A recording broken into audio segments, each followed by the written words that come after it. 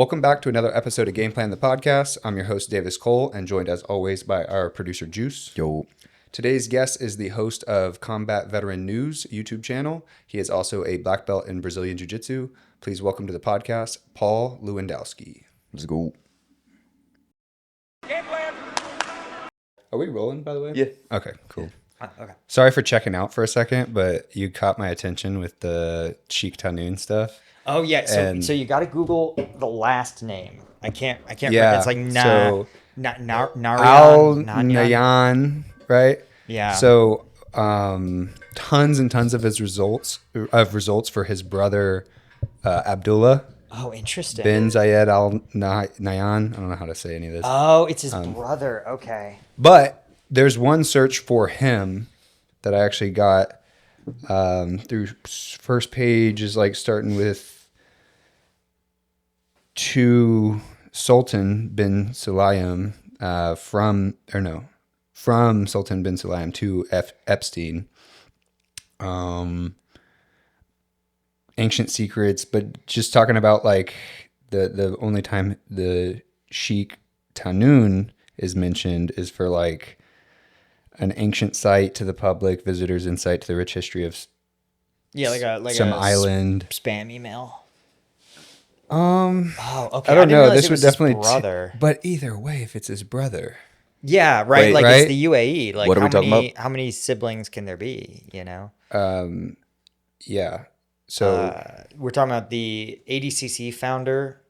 His brother was like in regular contact with Epstein and like had a bunch of like face-to-face meetings, and yeah, it might be interesting to do like a Epstein jiu-jitsu episode, because there's a lot of sus.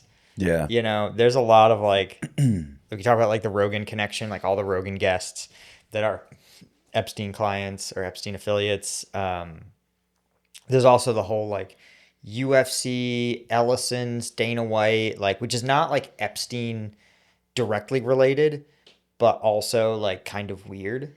Like, I don't know if you guys have seen this, that the UFC signed a $7.7 billion deal with Paramount, which is, David Ellison's company, the one that bought CBS and that the administration like really love, is explicitly favors them, right? They're explicitly pro-Trump. And but this $7 billion deal like makes no mathematical sense. Really? Like it is overpaid by so much that actually like regulators are like have like had to flag it as like suspicious, and like it's gonna get poo-pooed under the rug, but like $7 billion for numbered UFC events is like 3 or 4 times what they should have paid for it. Damn. And so there's like, again, is there something inappropriate about it? Who knows? But it is a staunch ally of the president getting a huge payday from someone who is also a staunch ally of the president, like, and needs a favor from him, when like our last episode that we dropped on Friday, we talked a lot about like what's going on in jiu-jitsu with kind of autos falling apart and just a ton of allegations coming out of different grooming situations. And then I talked about some things I've seen personally and experienced with like pedophiles and rapists and stuff like that. But what I was going to say for just the comparison to the Epstein stuff coming out was a big part of what I talked about was not only the people that are doing these things, but then the organizations that back people, like the whole Fight Sports scandal where one guy did something bad and then the rest of the organization tried to like kind of hush it up and help the guy out and help him like get out of the US. And I was just going to draw the simple parallel of like the same thing that's happening in the government and with these, big name people in the Epstein files where they did something bad and then a larger structure supported them. Same exact things happening in jiu-jitsu. So that was my main like connection there. But there is probably some deeper connection somewhere of like either fighters or coaches actually having some real association with this. Yeah, I mean, I think about like the number of fighters that just like go to the UAE and train there. There's definitely, and just again, some of it I think is just, if you have money and power, like people are going to kiss your ass no matter what. But again, I think that was kind of like the Epstein MO, to sit there and be like, hey, I have power, I have access, I have money, I have all these things you want. And then you see in the emails, like so many people just like kiss his ass. And it's always fascinating when it's like the academics that are like true experts in their field and they entertain just the dumbest shit he sends at them. He's like, "Do you think our brains are quantum computers?" And it's like, objectively, no, right? Like that's like pseudoscience bullshit. But still, you get these people who are like, maybe, Jeff, like maybe, you know? And so it's hard to know like what is a conspiracy versus what is the extremely human experience of like you overlook rich and powerful people who can do something for you and just sort of give them permission to like you just ignore the bad things they do, which again is like an exact parallel to a jiu-jitsu gym. Yeah. Like whether it's you know a podunk school in Indiana or a big organization like Fight Sports, you get these like either celebrity with a capital C or just like if you're the big dog instructor at your gym, like you control promotions, like and promotions come like there's no objective metric, so it's like you have to have your instructor like you, and they're not going to like you if you sit there and go, "Hey, this is inappropriate stuff you've done. Like I don't agree with you doing this or that," you know? Or especially if you sit there and go, "Oh, I'm going to leave this gym," and you know, say, "Hey, this person did some things that made me uncomfortable, did some things with a kid that I thought was weird." Like, you know, that's a way to stay the eternal white belt, you know? Yeah. Yeah, for sure. Have you personally looked into the Epstein stuff at all? Like, have you covered anything on any of your content, or have you just like watched other I've people? done a lot. Oh, really? I've done like a lot. So what have you found? I mean, there's a lot of there's a lot of Epstein Russia connection stuff, certainly, and that's you know definitely a nexus.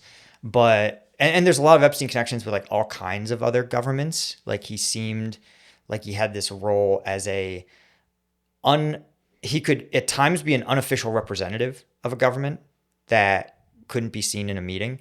I think there's some of that. I think there's some of it where he is just purely a facilitator of like, hey, person X wants to do business in Russia, to do business in the UAE, do business in Israel. He goes, "Hey, I know somebody in all these, and I can put you in touch with someone who can sweep aside the red tape, the bureaucracy, the fill out a form stuff, and like we'll get you, you know, preferential access." But yeah, so again, it seems just like he's got this money, he's got this power, he's got this access. Yeah, there's also just like the thing that disturbed me, like for example, on a semi-personal level, right? When I was in Afghanistan, I was there in 2010, 2009, 2010, and getting a helicopter used to be a nightmare. You would have to fill out forms in triplicate. You would have to submit it all the way up to the brigade. They would always deny it. There was never a helicopter available. And like, you know, I'm not asking for it because I like the sound of the rotors. I'm like, if there's a bird on station, like it provides real combat capability. It can extract a guy, like a wounded soldier can get out within an hour. Like it's important. Like it's life or death. And Epstein, one of the emails, one of his buddies, who's a billionaire hedge fund guy, no affiliation with the U.S. government, emails him and is like, "Oh, I'm in Helmand province. It's my birthday present to myself. I always wanted to play with boys with toys, and I'm out here with 2 helicopters that David Petraeus gave me. Like, what a great birthday present."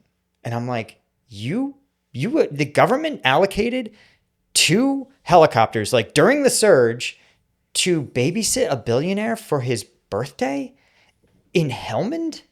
Like, who has, again, he's not an ambassador. He's not like a Department of State guy. He's J.B. Pritzker's brother, if I remember correctly. Don't sue me. But like, he's just some rich guy. He's just a guy with a lot of money. Just a guy with a lot of money. And I'm like, one, personally, he didn't find it bothersome that he was like getting allocated all these resources by the military, and like, but there's just this larger sense of like they're entitled to it, like the sense of entitlement of like whether it's the way they talk about women as like literal, just like objects. Like I want a Brazilian one, I want a young one, of age, underage, like they're just objects, and like but so are like regular people. You know what I mean? Like it's not like they're just like, oh, women are objects, but like normal dudes, they get to like have thoughts and feelings. It's like all of it. Like they they have like contempt for regular Americans. They have contempt for like the citizens of their country. They don't even have a sense of like like loyalty to their country in any meaningful way. To them, they're just like, oh well, technically, I'm like they don't feel like citizens. They feel like passport holders. And if there was an optimal tax reason to be in a different country, they would move to that country.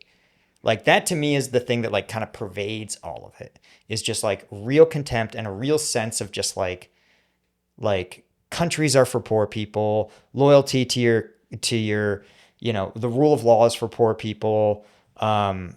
Mutual respect for each other is something that only poor people have to do. Like we're rich and we're better and we're so much better that human beings, like the average person is so far below us that they are just like an object. Like they deserve no more consideration than than we give to livestock, right? Like I sort of am bothered. Like I'm mildly bothered by the idea of industrial farming, but like you're not catching me protesting in front of a slaughterhouse because I like a good burger. Like that's sort of the way they almost talk about like regular people, and that's one of the things that I think is like disturbing in the files in like just this like meta overarching sense. Like everybody's dehumanized unless you reach an amount like a threshold of status, Yeah, right? Essentially. yeah, And from like what people suspect that was going on, like I feel like you have to be in that mindset because you couldn't like humanize people and then treat them the way that they were allegedly treating them. yeah. So that's crazy. What other like Russia connections did you go over with the Epstein files? He has a lot of contact with a guy named Boris Nikolic, and Boris seems to be a again like maybe possibly a Russian government, like almost like an Epstein analog. Like he's not affiliated with the government, so he has plausible deniability, but he has a level of connection and seems to be able to speak to their intent in a way that says, hey, this person's like an unofficial ambassador, which is actually like really, really common in governments where they say, hey, listen, it's a waste of time and energy and for a president to pick up a phone and call another president. And oftentimes the optics may not be good for like a secretary of state to call another secretary of foreign minister. And so what they'll often do is like sort of see what people are really thinking in like in an off the books, like candid, no notes conversation kind of way with these unofficial ambassadors, right? Like the U.S. uses, or at least this administration allegedly uses Eric Prince, the Blackwater guy. He sometimes allegedly functions like that, where he'll go somewhere and he'll like vibe out, like, hey, is the Russian government interested in doing a Ukraine deal, or is the Russian government interested in lifting sanctions in exchange for XYZ? And if the vibes are like kind of good, right, with the Russian equivalent, then the two sides will go back and be like, hey, we think we can have like a meeting between like real official people. And then if that goes well, then they go, okay, maybe we get the secretaries together and they can like announce something, Yeah, what you're describing is kind of what I've heard from Andrew Wilson, where it was like these kind of that exact relationship where it's not the official channels, but it's the unofficial channels. And he was saying that there's like a lot more people like Epstein, kind of like what you mentioned for the Russian cat. Yeah. So they kind of have this layer of the powerful people talking, but not the official government positions doing it. And I guess it's where they start making business deals and whatever other kind of thing. Yeah. Are you, man, I feel like, so we'll get into your trips plural to Ukraine. Yeah. I can't remember the last time we talked. So I went in December of 2024 and then December of 2025. Why did you go the first time? I mean, because for a host of reasons. On one hand, because I'd been covering the war so long, and I was like, okay, I should make sure that what I'm seeing and saying has a level of accuracy, like sort of like check your sources. A little bit of like, it's good to make connections, but also we've done so much fundraising for units there. that I wanted to, again, also go and like, and link up with the NGO that we've been fundraising with, both as like sort of a informal audit of like, hey, is this stuff actually getting to units? Do the units actually need it? But again, also just to be like, let's, give the audience like, hey man, here's the units that you guys bought these generators for. And like, here they are in the bill and Dodge. Like this is it. Like, this is what you guys are doing. And these are the guys you're doing it for. I think that's the primary reason, is to show the audience like, hey man, like, you put in $25 to a fundraiser. Like, what does that mean? Be like, well, here we are with the guys it means something to. And so that was really, it's the same intent for both trips. Obviously the second one, like I trust the folks at, the organization's called UAO that we work with. But, the second one was just, again, more of like, do some original reporting, right? Some real, generate some original reporting, really talk to the guys, really be like, hey, here's the guys who do this every day. Because again, we talk about like the big government stuff, and I view myself as being like an advocate for the regular Joes on the ground. You know what I mean? The average Ukrainian soldier. Like, that's who I begrudgingly meet with the general officers and those guys. But like, to me, I'll take a sergeant, I'll take a captain all day, every day, over meeting some high level staffer in Kiev, By making this kind of content and being pro-Ukraine, has this put you on some kind of list in Russia? Like, has this made you an enemy of Russia? I mean, I assume that like I'll never be able to visit Russia like for the rest of my natural life, which is kind of a weird thing to like think about, to be like, oh, there's a place in the world that like I cannot go. Like, I probably also can't go to like Belarus or Kazakhstan or anything like that. I mean, I get a lot of Russian trolls. I get some like sort of dumb threats, from pretty obviously Russian accounts. But I don't think Russia, like, when they kill mill bloggers, they kill Russian language mill bloggers. They're the real problem, because they reach inside of Russia. Like, YouTube's banned in Russia. I make videos in English. They're not going to shoot their shot for me. But like, well, I mean, I say that like in Ukraine, like I used a burner phone. I use a virtual SIM. I didn't disclose my plans prior to, only like friends and family knew. And they knew, like, put nothing on social media about me being gone until after I was back. So like, I took like standard precautions, but yeah, I'm definitely on a list somewhere. Yeah. Walk us through your first trip. So the first trip was the, all of the trips are crazy, because as a general set of principles, the Ukrainians have been in a state of like total war for so long, and the Ukrainian military and the average Ukrainian soldier has just been in a state of like risk for so long, that their actual risk meter is like what I would consider completely broken. And so like the first trip, we worked a lot with units we'd already fundraised for. So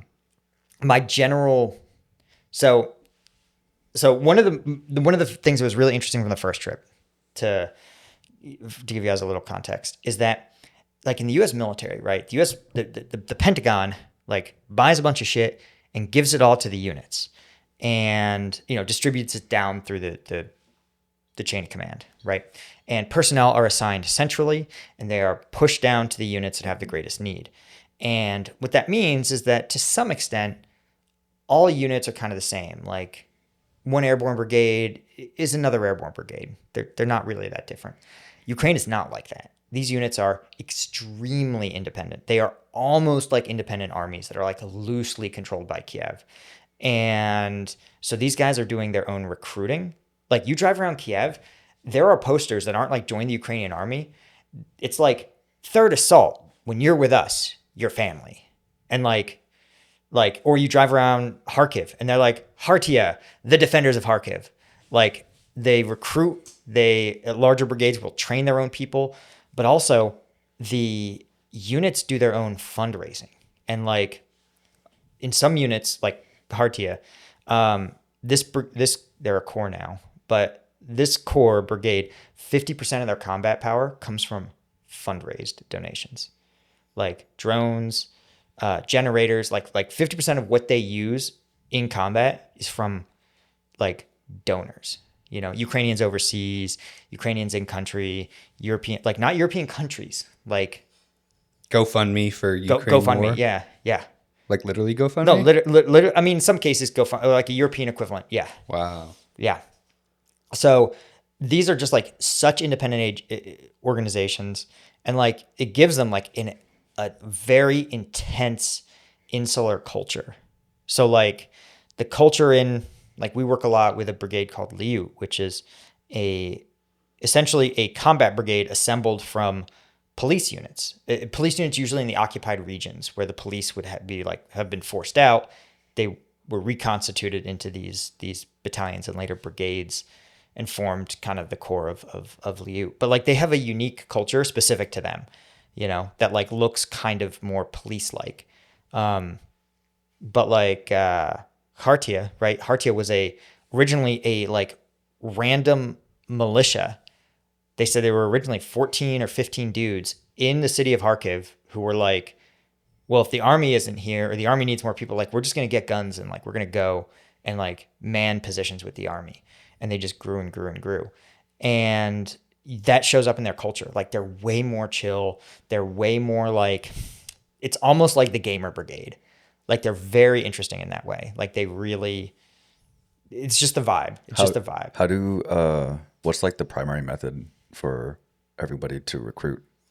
I think a lot of it is, so there's volunteering and there's being conscripted. And, you know, Ukraine has a conscription program. And I think generally most smart or qualified people are going to volunteer at this point, because you get I guess you can get recruited. I mean, they all have a website. Some of them have physical recruitment offices, where you walk in and you're like, hey, I want to be with the 25th Airborne. Yeah, some of them, the website will outline like the different jobs that are available. And I think a lot of it too is like probably the biggest recruitment thing is like know somebody. You know, you want to serve with your buddies, you want to serve with your boys. If you know somebody like, and they say, hey, like reputation carries a lot of weight, because like you can imagine bad units with like crooked commanders, that's pretty bad. And that's one of the reasons why like you have units like 3rd Assault or Hartia, where just like there's more like the fact that they are all kind of cults, like 3rd Assault has a secret handshake, like like I wasn't allowed to film the secret handshake. Sick. Yeah. And like that's their way being like. Is that the one that's like Olive Garden? Like when you're here, your family? A little bit. Yeah. That's the Olive Garden one? Yeah, that's the Olive Garden. It was actually like a little weird. Like all the posters were like dads and kids. Like all their recruitment billboards were just like dads and kids that were like 3rd Assault family. But like they live it. So for context, talking to the 3rd Assault guys, it was really cool. I was in this last trip in a Zoom as they were preparing to push on Kupiansk, which was the largest Ukrainian offensive in probably 18 months. And it was like a huge success. Like they absolutely drove the Russians out of the city. This was one like a singular brigade, or was it like? It was it was a corps wide effort. I think it was the whole corps. But I was like in a Zoom like as the operation started, like I could like hear the artillery as they started like pushing to Kupiansk. But 3rd Assault was so cool, and why like they live it is that. So 3rd Assault is like, we evacuate everybody. Like nobody gets left on position, period. Which is not true of every unit. Like, cause it's so dangerous in a drone world, right? Like sending someone to get someone else out of position risks doubling your casualties. It really is like a 50-50 chance. But they're like, we do it because we want someone to do it for us, you know? They also are just like, every soldier is a medic. Like we train all of our soldiers basically twice as high as every other unit. So like a regular soldier might get like basic medical training, like put on a tourniquet. Well, we give all our individual soldiers combat lifesaver. And they're like, and the one per squad combat lifesaver training, that actually is a medic. So we give our one per squad, they are a full medic. And they're like, our full medics are like almost like PAs in terms of the care they can provide. So like they actually showed me their medical kit. They basically were like, here's a standard medical kit, and then here's the third assault kit. And the third assault kit has like 2 or 3 times as many of everything, because they're just like, again, they're like, we get guys home. There is no like leaving wounded dudes. Like we mean it. We mean it when we say like, oh, third assault, like your family. That's not a billboard. Like that's how we are, you know. And like again, that's something that like in the U.S. military, like you just don't see it, you know. Like units will have their own little crest, they'll have their own little slogans, but like everybody always moves between units so frequently that every unit's culture ends up kind of the same.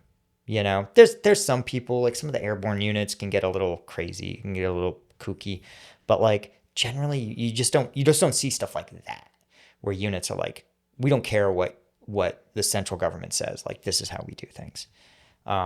So that sort of stuff was like so cool to see. And a lot of them have professional fundraising operations on the other end, right? Like, if you guys heard of Azov Brigade, I think even Craig Jones fundraises for them. I don't think so. Okay, Azov's part of Third Assault. But like Azov has like a dedicated social media team, and all they do is produce content to fundraise. And like they set these like fundraising targets, and they said they're like, we're like a corporate, we try to be like a corporate, like a professional corporate style fundraising arm in terms of how we produce content and all that stuff. And so like it's awesome to see units like that. It also produces like for every winner there's a loser, you know, and like resources that might be like that might have otherwise gone to like sort of underperforming units, sometimes can get filtered to these really good units. Because you can imagine, right? Like if you were to serve in Ukraine, based on what you've just heard, are you going to go to a random territorial defense battalion, or do you want to serve in Third Assault? Like a duh, you know? Yeah, when you're here, your family, baby. Yeah, Shit, exactly. And so you're like, but the result is that who's serving in these like TDF units is sometimes like the, you know, lower caliber, lower motivation soldiers, you know? And that like it becomes a downward spiral where units start to like fall apart, you know, not fall apart, but like underperform chronically because they get a bad reputation. And then they get a bad reputation, so they get even more inferior units. And then they have a bad reputation and inferior soldiers, so then they do worse fundraising. And so now you're like, oh, well, this unit has poor quality soldiers, terrible fundraising, terrible equipment. And you're like, well, why do I want to be a part of this?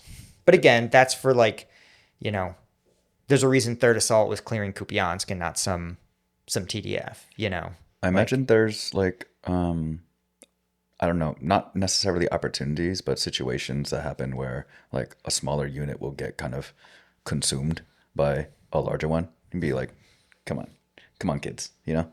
Yeah, that for sure. I mean, that's what sort of happened to Azov. Like Azov was its own brigade, and Third Assault was also its own brigade. And they ultimately were like, okay, you guys are really similar. You guys have like worked together. They have a lot of like cultural similarities. Again, like Azov is like everything culty about Third Assault. Azov is even more like, Azov is like a cult. But again, it's what you want. Like if I was, you know, if they were like, hey, you have to volunteer with the unit, I'd be like, you know, Azov or Third Assault. But yeah, I think that happens too. Like good units, just like good soldiers. Oftentimes these units will sit there and be like, they'll get applications from other soldiers that are like, hey, I'm currently serving in this other brigade, but I'm kind of tired. Like I don't like my command. You know, I had a good commander, and this new replacement guy is kind of I think he's going to get me killed. So like, I want to come with you guys. And yeah, that on an individual soldier level happens all the time. I strongly suspect on a, no, I know for a fact, I know some units that sort of finagled their way into better commands, you know, and commands want them. It's like, again, why would you want a mid unit when you can have a group of like highly motivated killers, you know? Are there issues with like switching units as a individual soldier? Like it's like, oh, you're with, I mean, I kind of, it's not at all the same, but I kind of liken it to like cross training. It's like, oh, we're at, you know, Fight Factory. Don't go over there, even though Fight Factory's not like that at all. But still, Yeah, I haven't. Nobody's ever told me about it. Doesn't mean it doesn't happen. Sure. But again, I can't imagine the losing units are like thrilled to lose their best people to other brigades. Again, it's like a pretty fundamental problem to the. Like, it is a fundamentally different way to organize a military that has a lot of trade-offs. But I think for Ukraine, the other thing they get is it's for the same reason that like state planned companies don't work as well as just like the free market, where like good companies do more business and recruit better people and pay better. Like it's a way of rewarding the right behavior. And as long as the incentive structure remains like intact, which again, best units, hardest missions, keeps that incentive structure aligned. If it was like, oh, you get to be in a good unit and you don't have to do the heavy combat, like people are gonna like that's a problem. But I can't imagine the losing units are like happy at all to see their best people go. Yeah. So which one of these units are you kind of fundraising for? So we mix it up. Again, what we try really hard to do is not do these units that have existing robust, like we try to find that slice where units are high performers but don't have the like super professional fundraising. Again, it's one of the reasons why I really liked Liu. They're a good combat effective unit. Famously basically stopped the Russians in this town called Toretsk. And for context, when I was there in November of 24, the Russians were like just in the city of Toretsk a little bit. And Liu was like, they told me, they're like, listen, we're going to turn this into a killing field. Like we're going to literally have the Russians push in. We're going to cut them to pieces with drones and push them out. And then they'll push back in again and we'll do it over and over again. And like they would like destroy buildings block by block to force the Russians to like come out in the open to cross streets. And they would just sit there with drones and just watch them. And they were like, this is the plan for Toretsk. Like it's not to win, it's to fill every building with Russian bodies.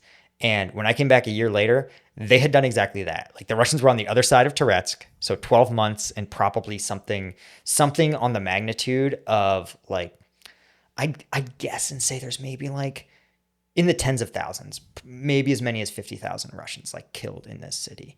My gosh. Yeah. And like, and again, a brigade that you've never heard of, that almost no one's ever heard of. And like, that just was like, okay, those are the units where I'm like, this is where the fundraising does the best, because they don't have their own social media. They don't have like the really slickly produced like Instagram accounts. So I'm like, let's see if we can do a little bit to fill this gap. And there's a bunch of units like that like, the average person hasn't heard of, but we can sit there and we can sort of shine a spotlight on them and say, hey, like, here's what these guys need. Because that's the other thing, is that we ask them, like they get to put in a wish list. And, the other thing is that like every sector of the front is really specific. So Russians may say, hey, the drones on this sector of the front, they need to fly further because the terrain is more open. And the Russians jam on way higher bands than anywhere else. So they say, okay, so we need some new transmitters. They'll say, we need more batteries and we need more hand warmers, because in the winter, if you keep the batteries warm, they'll run a little longer. So they'll pop hand warmers and strap them onto the drone batteries and fly them that way. So like they'll ask for exactly what they need. So like every dollar really counts because it's the exact needs. Again, we bought a there's a couple of air defense teams in Liu that so for additional context, like the Russians have drones that go every distance. They have very short little quadcopter drones that'll fly 30 kilometers. But then they have the really deep strike Shaheds that can fly all across the country and hit anywhere. But then they have a bunch of mid-range stuff. And the mid-range stuff is like, some of it are little like $500 strike drones. Like somebody strapped a grenade to like a RC plane and just flies it for, 50 kilometers. But they also have these things called Orlons, which are fake cell towers strapped to an RC plane. And they fly the fake cell tower all around the front lines, and they're just pinging cell phones signals. And if they find a concentration in a specific spot, they go, hey, we think the Ukrainians might be using this as a base. And they'll just bomb it.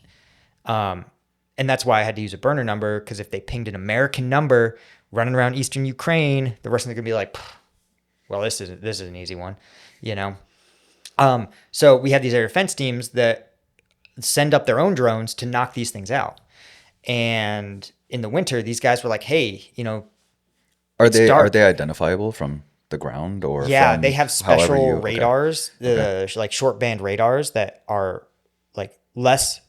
They have a smaller range of detection, but they can detect way finer things. And they're networked now, and they all sort of talk to each other. So the air defense teams will say, "Hey, we think we have like a drone. It's flying from this direction to this direction. It's going to enter your sector," and so they'll send up their interceptor drones and try to knock them out. And but these guys were like, "Hey, it's winter, and if we need one specific type of thermal camera that's compatible with our interceptors," and we got them that thermal camera, and like the next week, they were just sending us like video after video of like, okay, here's an Orlan, here's a Zala. They even took out a Gerbera, like the big Russian like deep strike drones. So like that's, and again, each thermal camera, if it was $100, I'd be shocked. They're probably closer to like 25. They're bulk ordered. But again, it's not just a thermal camera, right? You need the one specific one to make these things fly at night that are compatible. But, you know, we can get it for them. Go ahead. So like the logistics of getting stuff to there, are you just buying like war drones off of Amazon and like shipping it to Ukraine? How does that work? You know, I mean, it's slightly more complicated than that, but not by much. oh shit!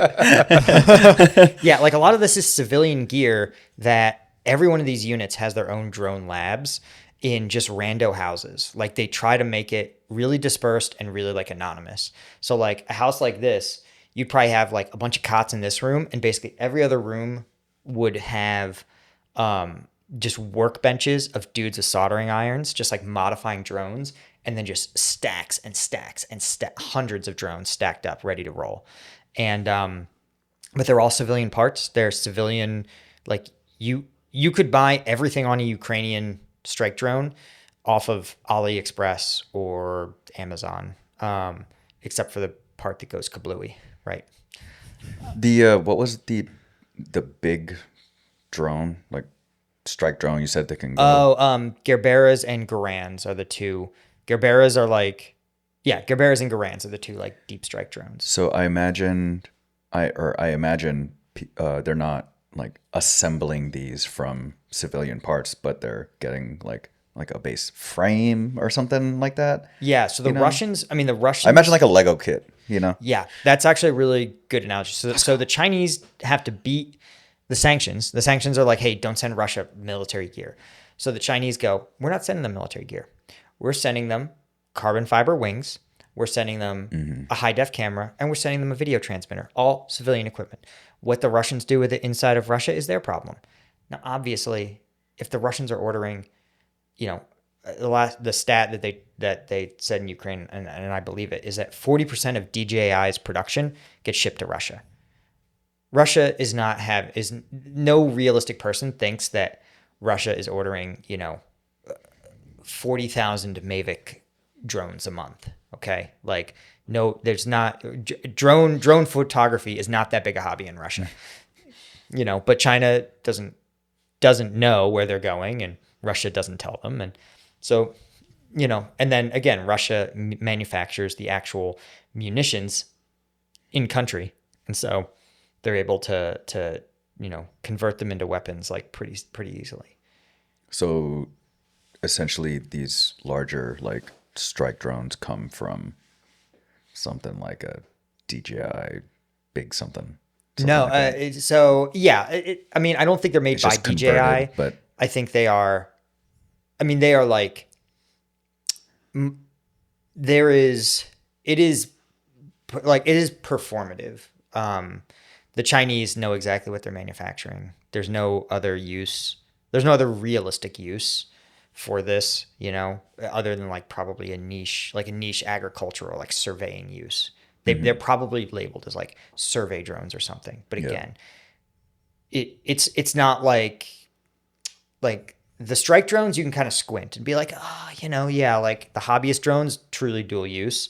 Yeah. Some of the big stuff that China is sending them, there's no second use for this stuff. Like nobody's confused as to why you're sending.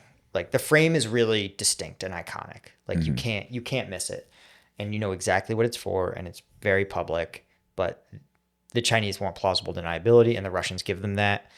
And again, China benefits because for them, they're building the industrial capability to fight and win a war against a NATO trained force, by being Russia's like supplier of choice, so that if they choose to take Taiwan or the Spratlys or wherever they have their eye on, they go, well, we have the capability of building all our own deep strike drones, and as an added bonus, we have this leverage over the Russian military because we are their manufacturer of choice. So now if they ever use their military in a way we don't want them to, we can simply say, sorry, looks like our production is getting cut. Whenever all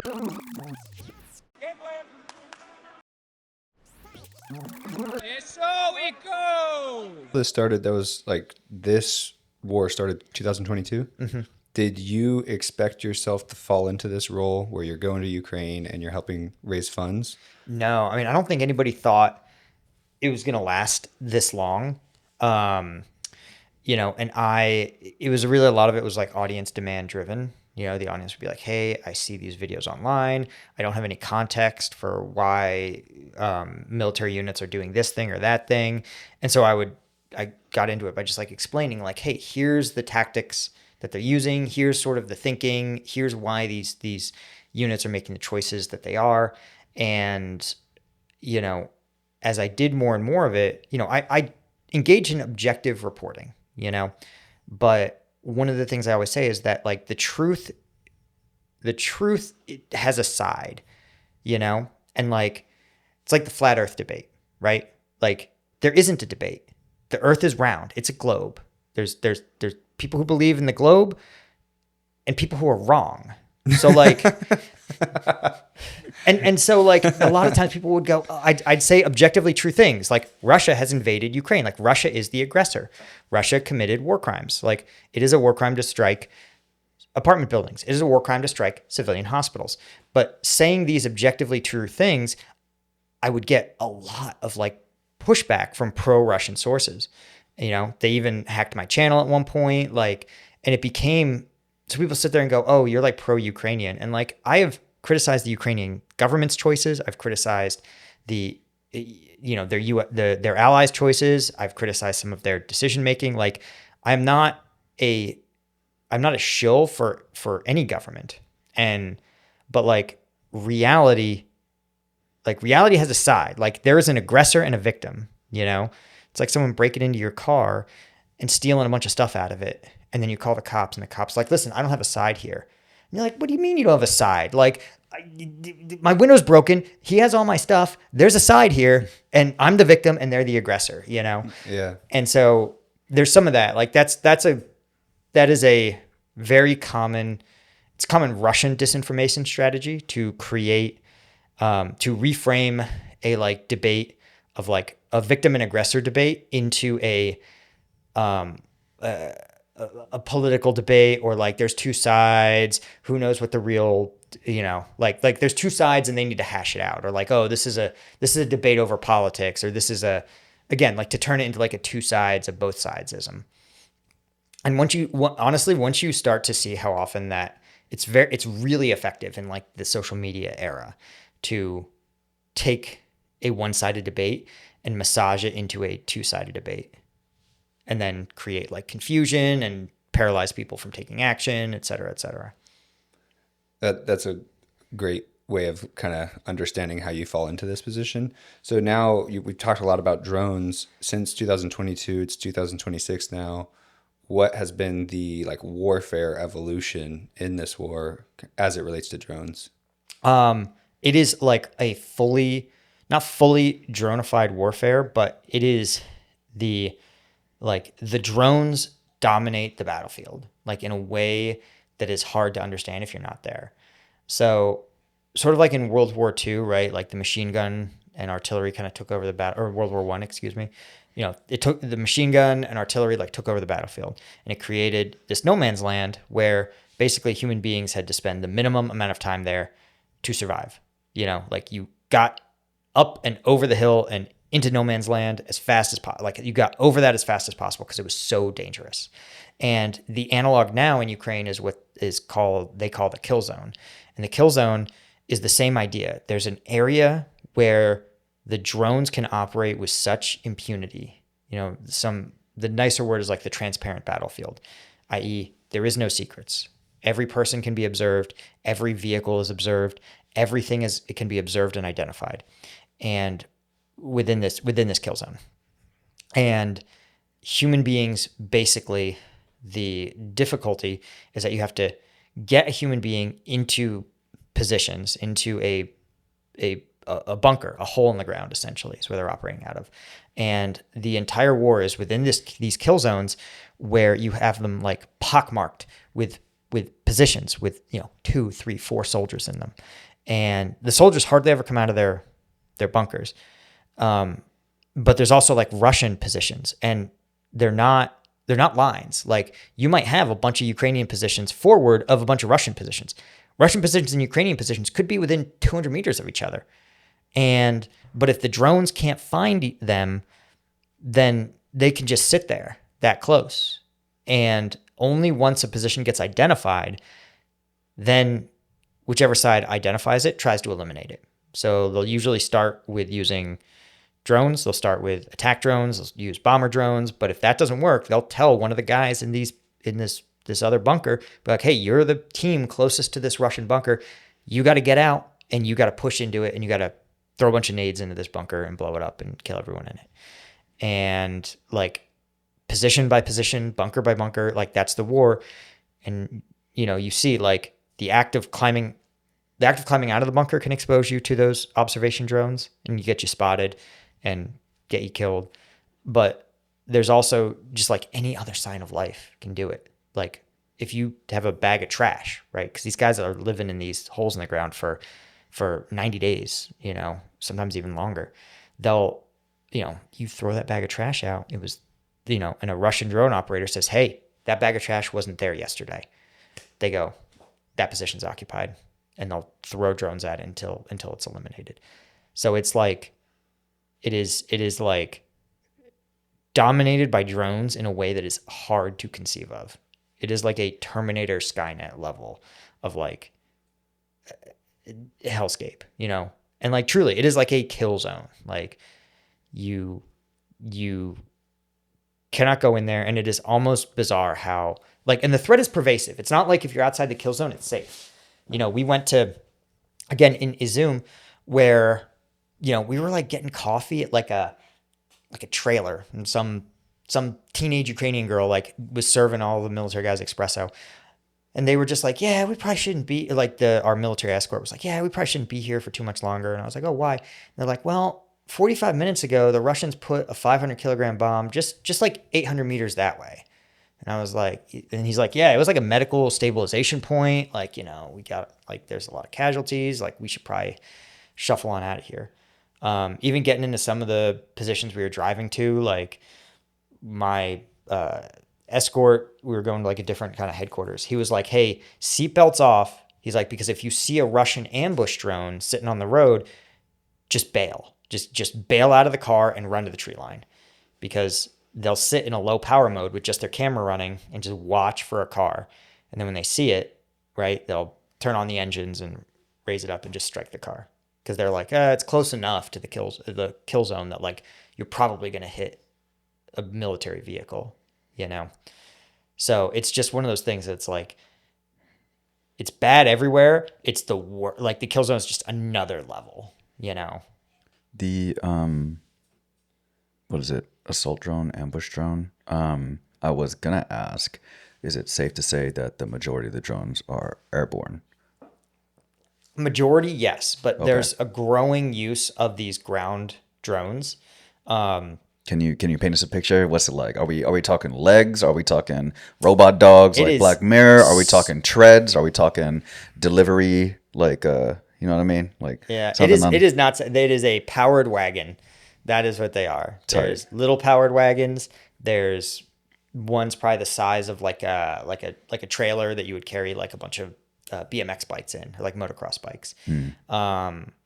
But they're just armored. They got run flats. They got big treads. They same thing, just like the airborne drones. They get modified for local conditions. Sometimes they got to drive further. When I was there, mud was a big problem, so they would actually go and they would 3D print new tires that were run flat but still had big tread, and then they would actually take what was originally a single engine and they would give 4 independent engines for each of the tires. I think the idea being that it both made it more like resilient to strikes because you could lose 2 or more engines and keep rolling. And just because they needed the extra power to power through like mud and obstacles. Primarily those drones, they're trying to get them to be like combat drones, like put machine guns on them. And they've had some success, but what they've said is like the real game changer is as logistics vehicles. Because, I mean, you got to think those guys in position, they need food every day. They need water every day. They need grenades and ammunition and like everything else you need to live. And like, there's also guys in position that are drone teams, right? And those drone teams need batteries and they need spare drones and they need more warheads and they need all of this stuff, you know? And so logistics is like a huge problem. So again, every time you do a logistics run before these drones, you had to have a soldier driving the car, and like it's a pickup. It's a big, hot, obvious vehicle that's going to another position. Like it's very dangerous. And so these ground drones, the appeal is that they're still, even the largest ones, smaller than a car, and they can, you know, they're running lithium ion batteries, like they run cooler. Because they are so much smaller than a car, they can kind of stay like under foliage and under cover a bit better. But they're not a person. You know what I mean? Like they're not driven by a soldier. They are just a remote control vehicle. And so, yeah, they will have them do logistics runs like a lot. And again, the loss rate there is still very high. You know, I've heard 25, sometimes up to 50%, like in Pokrovsk, like the heart of the Russian offensive. At that time, they were saying like, yeah, about 50% of these, we just assume 50% of these drones are just not going to come back. But the other upside is that in a pinch, those drones can also be casualty evacuation, you know, because if the larger ones can carry, you know, a person's 170, 200 pounds, if you have a wounded guy, you can put him on that drone and send him off. And like, you can get somebody who might not otherwise make it, you can get them back, you know? And so like those are the 2 most common uses. Again, they're working out some of the kinks, I think, with these like combat drones, but it's a little tougher. You know, you're describing Skynet. I feel like that's really accurate, but I've also seen this interesting side of like the defense to the drones being extremely like low tech. So what are the different methods that both sides are using to defend themselves? Because I've seen like tanks with like giant sheds on top of them looking things, and I know they were using a lot of fiber optic cables for a while. So like what are the changes from like a average consumer drone that they're using on the offensive, and then what are like the defensive measures that both sides are using against this kind of technology? Yeah, I mean, to be clear, the defenses are not great. Like there is no super reliable defense. It is about, you know, so think of defending from drones as like a inside out sort of problem. So on the outermost layer, you have don't let the drone fly. Like don't let the drone fly at all. And so, you know, Ukrainians and Russians work tirelessly to interdict drones as far back as they can.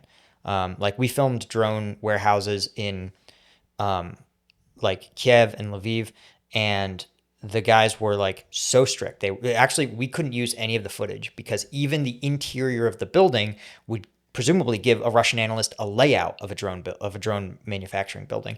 And with the layout, they could at least potentially narrow their search in terms of where the buildings were. And like they would take it out there. But then those drones, again, just like your Amazon delivery, right? Like you got a big warehouse, you have distribution centers, and then you have your last mile. And both sides try to interdict every step of that way. So the number one defense is don't let drones fly in the first place. And again, we heard from some Ukrainian units that can be up to of 100 drones that get manufactured, 75 will get interdicted somewhere along the way, and only about 25 will actually fly against Russians. So, best defense, don't let them fly in the first place. If they are going to fly, you want to try to not let them see anything, right? That's why you have the positions, you have the camouflage, you have the small ground drones that stay under kind of the like tree cover.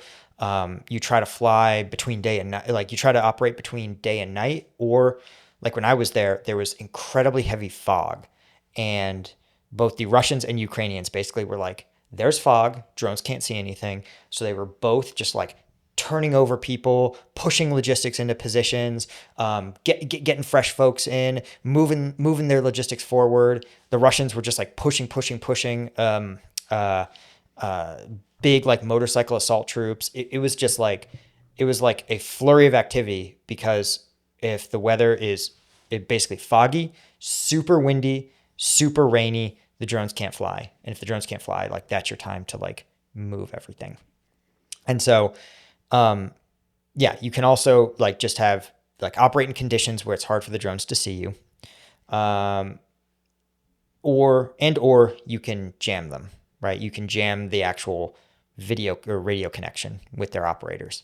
That's sort of a cat and mouse game, right? Everybody's always changing their frequencies that they operate on. So you have to change the frequencies of your jammers, and like there's no one size fits all jammer. So, will today's jammers jam today's drones? It's a crapshoot, right? And that's what the drone labs often do, is they'll be in essentially Discord chats with the actual operators who will say, hey, today, this is the frequencies the Russians are using, or this week. So they say, hey, when you put in your frequency, like your transmitters, make sure they're not on these jammed frequencies. Harder to do with the fiber optic drones, right? Fiber optic drones have a physical connection to the operator through the fiber optic cable, and those can't be jammed. But they're bigger, they're bulkier, they're harder to maneuver, they have a lower battery life, and that's why they so frequently get used as the ambush drones, where they'll just sit somewhere in low power mode. So instead of flying for hours, which they can't do, they'll only have to fly for out to the location, set down, go in low power mode, and then only power up for the last 60 seconds of a strike. The final counters, again, if you've been detected, if the drone is still flying, is just stop it. And those include some of the passive stuff like you talked about. That's where you get to the tanks with like the spikes coming off them and stuff. Yeah. The idea is that don't let the drone finish its strike against your tank's armor. If you can have it detonate prematurely before it gets to the tank's main armor, you're more likely to be okay. Even some like smaller vehicles, anything that has real military grade armor, they try to make the drone detonate 18 inches or so away from the armor itself, because that will reduce the kinetic energy enough that the armor will stop it. But other than that, you can also shoot the drones down. This is shotguns with like birdshot essentially are capable of shooting it down. I won't call it effective because it's birdshot. If you're going to engage that drone, you are very close. It is very close. But even assault rifle rounds, it's not impossible to take it out. Again, fiber optic drones can be they're bigger targets, right? There's more stuff. And the fiber optic rolls are like the size of a pumpkin. So it's possible, but it's not your preferred method. But none of them are great. All of them are like cat and mouse game. It's hard for me to imagine like a flying drone with a really long cable attached to it. That's a thing. Yeah, think of it like a fishing line. Like imagine the smallest filament fishing line. Okay. That's what it is. So it's essentially imagine a big spool of fishing line, except that fishing line can transmit data. Because remember, it only has to work one time. These drones don't come home. So they will just simply put, again, a big spool of very fine filament on it. And just like when you cast your reel, that's all it is. The drone it's the reel that casts itself. Yeah. you know, or the fly that, I don't know. I'm not that much of a fisherman, but like, you know what I mean? Like it's yeah, flying yeah. through the air. Just imagine it just self-propels until it runs out, you know, and the reel is attached to the drone side, not the rod side. Like that's it. That's all it is. You know, and again, the Chinese now, they're the ones making all this fiber optic cable, and they know they have retooled their machines that they now know they're making single use fiber optic cable, and so it's way thinner. It's just so thin filament.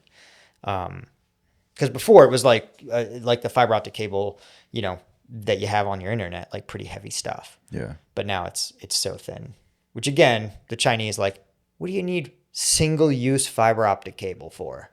Like, To look at the identify weeds in the farm, right? yeah, exactly. You got to go in case the weeds are like in a tunnel somewhere or Yeah. something, you know? So, given that, I mean, this kind of warfare is new, right? Hasn't really happened before. Do you think that the rest of the world in different nations are watching this and trying to learn from this new form of combat and then make their own, like, take lessons from what's happening and then make their own kind of future plans for how they're going to operate? Yeah. Future wars, basically. Yeah. And almost every country says it. But I worry very few countries are doing it. You know, ultimately, like if you were to take one of the brigades, like at Fort Hood, and you were to drop them into Ukraine, they don't have a fraction of the drone defenses they would need to survive in contact very long, or the knowledge. And like, I think there's also an element of like, you know, when I was in Ukraine in November, December 2024, they were just starting to have rumors that, hey, the Russians have these fiber optic drones. We can't jam them. Like they were actually piloted in Touretsk, was the first place that we heard about it. Like I was, you know, again in 2024, like I was at the Battle of Touretsk. Like we had drones buzzing over us. Like, you know, we saw it. And, you know, they told me, they're like, hey, there's these new drones the Russians have. They're fiber optic. We can't jam them. We're not really sure. 12 months later, they're everywhere. They're everywhere. And like the lesson isn't build fiber optic drones or you're going to lose, right? The lesson is both sides have developed this ability to innovate so fast. And you have to build a military that can change and evolve at this rapid rate. And that requires what's sometimes called like it's not that much different from jiu-jitsu, right? Like, you know, if you remember the old days before there were DVDs, before there was YouTube videos, like if you knew any kind of attack sequence from close guard, like you had sacred jiu-jitsu knowledge that you could beat other people with, right? Like it was really hard to get access to the information, and the cutting edge stuff was like it was like some kung fu hidden temple Shaolin monk stuff, you know. It was like hidden in some gym somewhere. And over time, because there's so much more information and it's being cross-pollinated, even if, you know, you see it in you know, you can see stuff happening in a tournament in the UK. You can watch the ADCC, like Asia Pacific trials, and go, oh shoot, this is working there. You know, everybody's selling DVDs. Like the rate of innovation is changing more rapidly, you know. Metagames and countering metagames is faster. And that is how the sport has been forced to evolve, right? In this high information environment.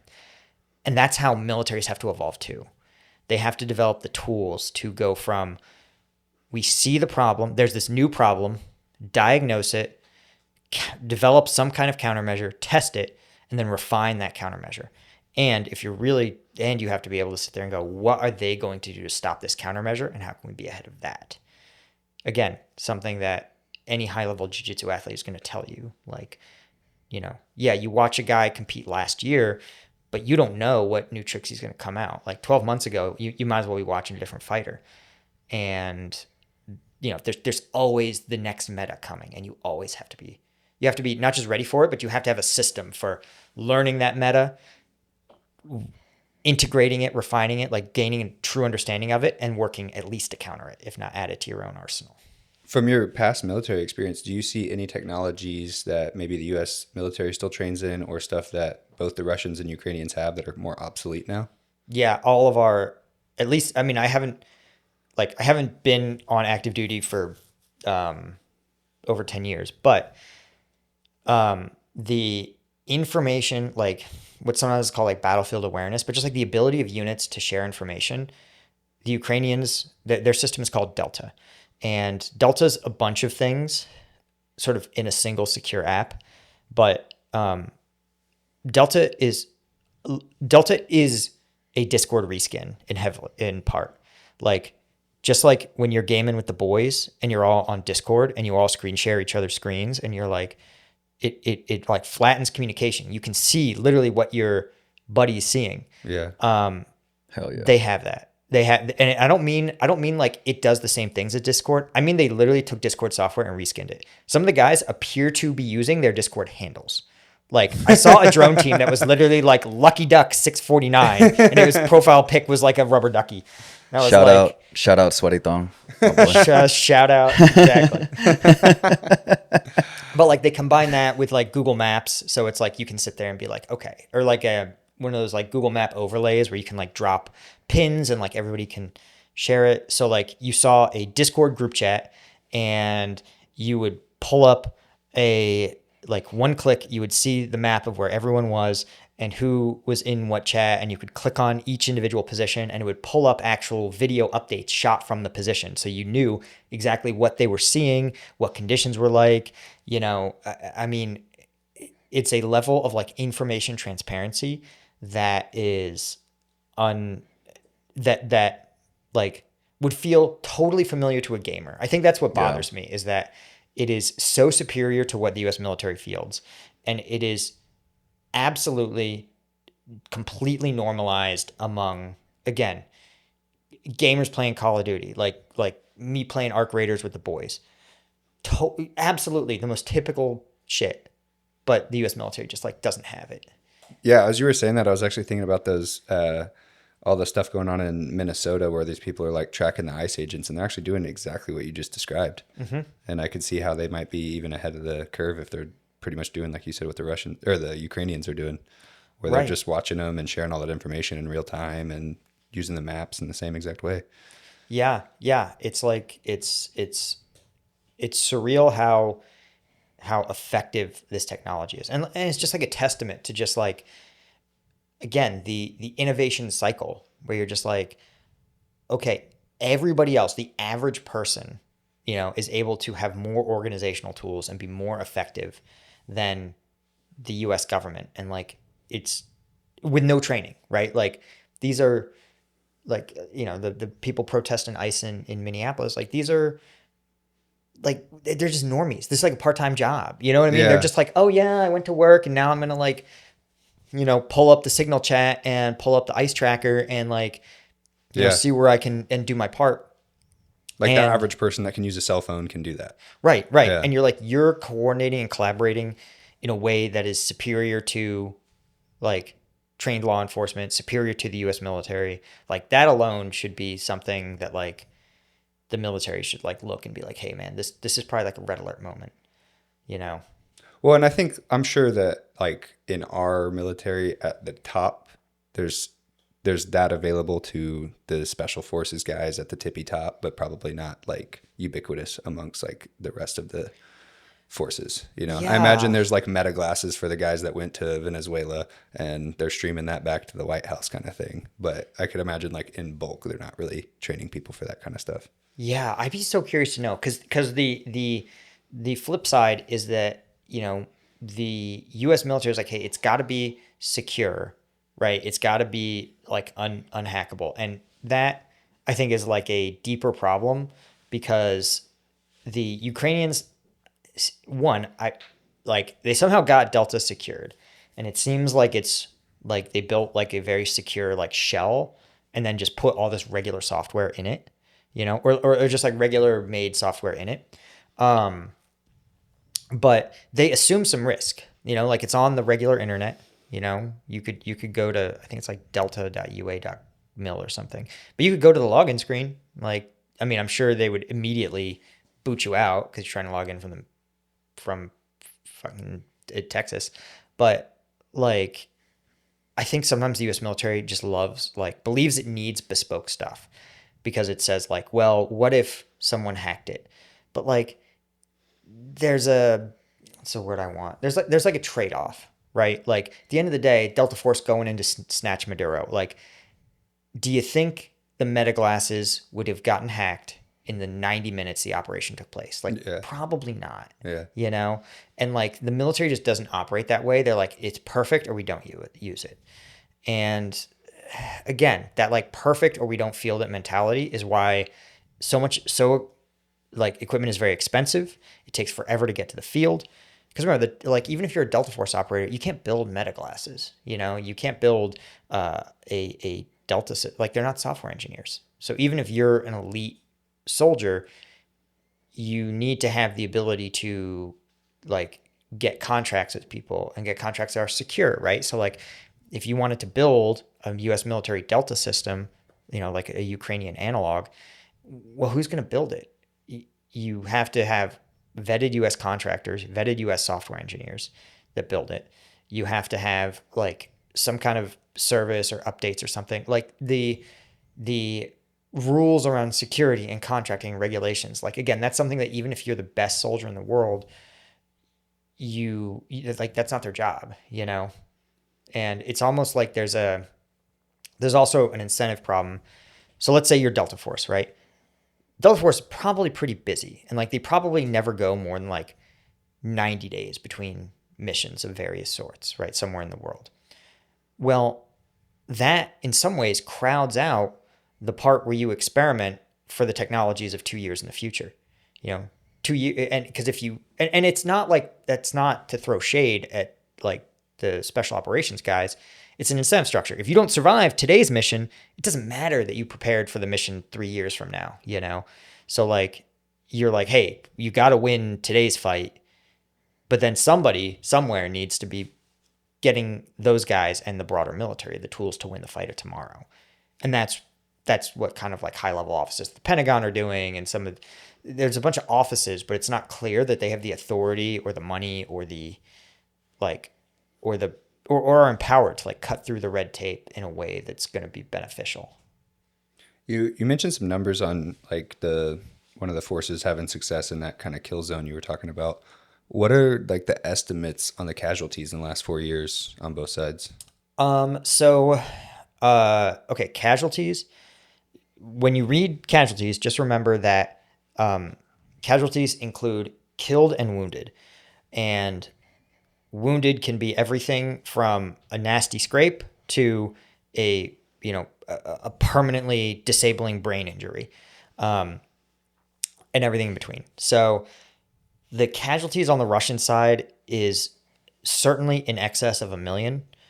Of that million, probably 300 to 400,000 are dead. Probably a bit more if you add in dead, or some of them are called irrecoverable losses, i.e. can't be deployed, can't be put back into combat. So you're probably looking at, I'd put around 600,000. Ukrainian numbers are a bit harder to come by, but they are probably in the 150,000 dead range, with probably as many irrecoverable losses.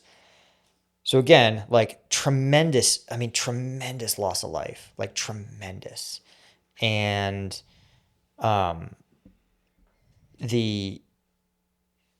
just like, I mean, staggering losses. Like that's the thing that you just have to like take away from this. It's just like the scale of attrition, the scale of the losses.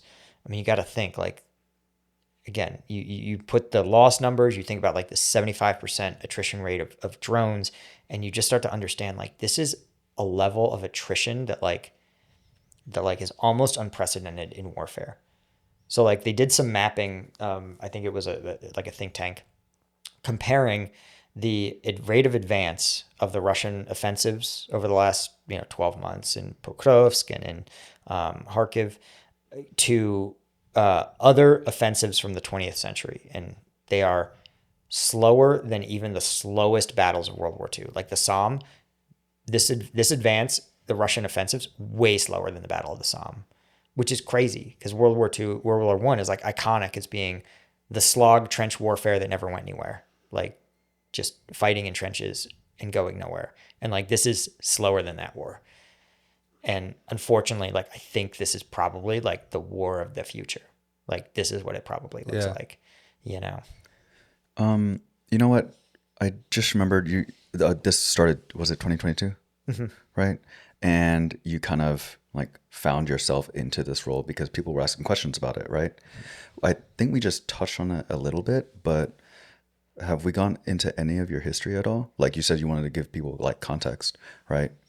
So like what do you have? Do you think like qualifies you to like provide people context? You know what I mean? Yeah, fair. Yeah. So, so I served on active duty in the Army for 5 years in 2008 to like 2013. Deployed to Afghanistan for 12 months. Was a platoon leader during the surge. Earned a Bronze Star. Brought all my soldiers home. I wouldn't call, compared to Ukraine, no one, hardly anyone in Afghanistan saw like significant combat, but saw combat, and then came back, left active duty, went to graduate school for national security studies and economics, and then spent 7 years at the Department of Homeland Security, their independent watchdog agency called the Inspector General, where I investigated like fraud, waste, and abuse in the immigration system.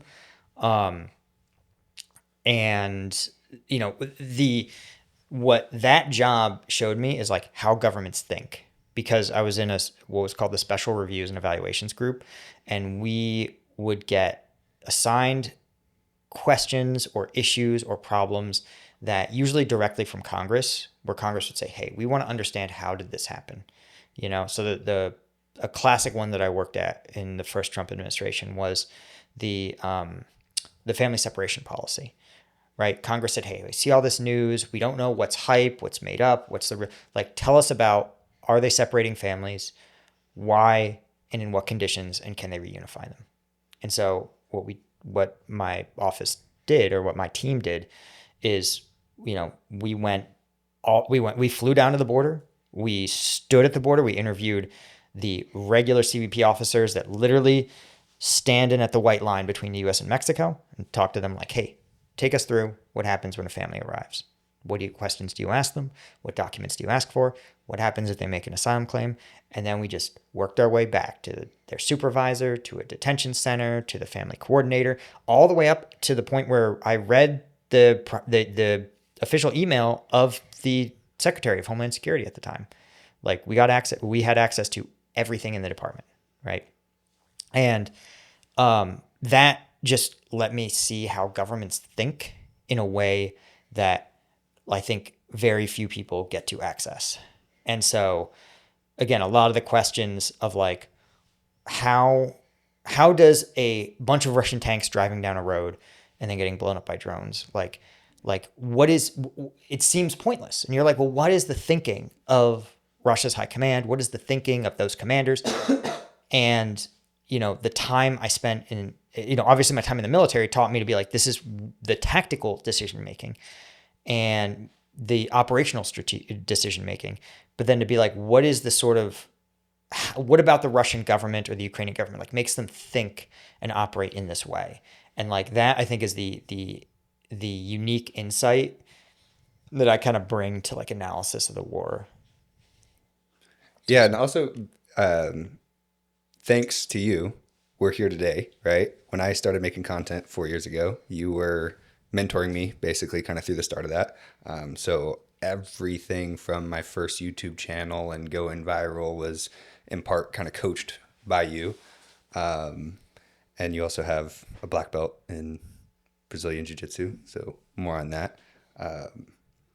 But what I think is interesting is where your content is today versus when you were telling me about the start of your content. So where did you start in content and like now we know, yeah, you're covering a lot of the Ukrainian war, but what was your start? And then how did that get you to what you're doing now? Yeah. I mean, one, I want to say that like whatever guidance I gave you, like you put in the work, you know, in a way that almost nobody else does. I mean, dozens of people are like, how do I become a YouTuber? I'm like, make a lot of videos. And you're the other person who's like, oh yeah, I can make a lot of videos. And you're like, oh yeah. So yeah. But yeah, I started, I mean, my OG content, I was making camping videos and, just like going on camping trips, usually with like different challenges or different, like kind of having like a military theme and just filming it and editing it and uploading it to YouTube. Were you solo? Yeah. Yeah. Tight. Yeah. It was honestly like a lot of fun. And like, I didn't get that many views, but I like enjoyed it. Yeah. It was so much fun. And it was a good like excuse to like do crazy, like be like, oh, there's an ice storm coming. Like I'm going to camp in it in a canvas tent, you know? So yeah, I started doing that and I honestly just kind of like fell in love with like the platform and the like sort of cracking YouTube became something that I was like more and more, it's something adjacent to an obsession, I'd say. And then around the time COVID hit, obviously there was like a little less camping that could happen. And I was like, I saw so many other of these like React YouTubers and like military React YouTubers, and they had no insights about the military. Yeah. You know, they would just watch videos and be like, whoa, that was a big explosion. And I'd be like, who's tuning into yeah. like, you're not offering me the thing that you purport to. Like, so I'm like, I can do this better. Thing went boom, like big. Yeah, that was a big boom. Yeah. I'm just, what are you doing, dude? So yeah. So then I was like, okay. This is like, and these guys are getting like tens of thousands of views, which is like, yeah. And I was like, I can do better than this. So I made, a couple of videos like reacting to the same things they were reacting to. But I was like, this is an ambush. This is what a real ambush is. Like actually trying to give them like real military insight. And yeah, people like loved it. And so I, ended up becoming like a side hustle and then like kind of a profitable side hustle and then making more than my day job. And then, eventually like significantly more than my day job. And I still actually tried to keep it. But when I said I was moving, the government was like, yeah, we're not going to move you. And I was like, well, that sucks for you guys. And so I just left.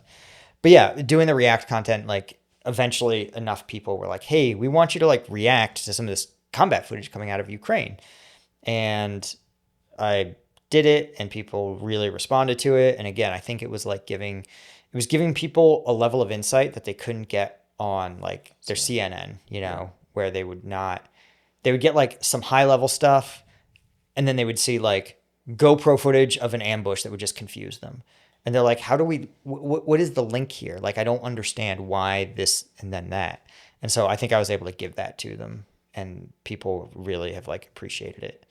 And I think that's still what I do, right? Like people see a headline, they see something and they go, well, I don't understand what this means or how this ties into other decisions or other things that happen. And I try to be like, hey, there is a singular, there's not always a singular picture, but like everyone in most of these scenarios is operating based on the incentives that they have.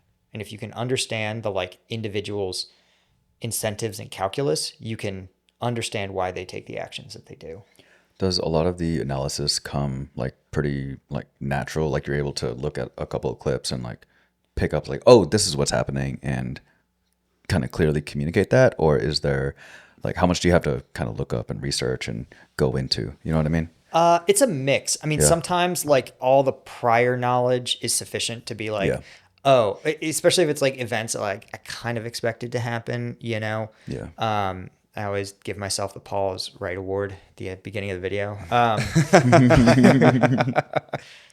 But sometimes it's like a lot of research, you know, like a lot, you know, but you know, I like it. I love going down internet rabbit holes, you know, and like the fact that I can do it professionally is like pretty fun, you know.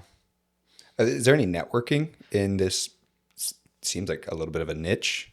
Like, are there other creators that are doing the same thing as you doing, or are you kind of the guy that's the combat specialist? There actually is like a pretty decent network of creators.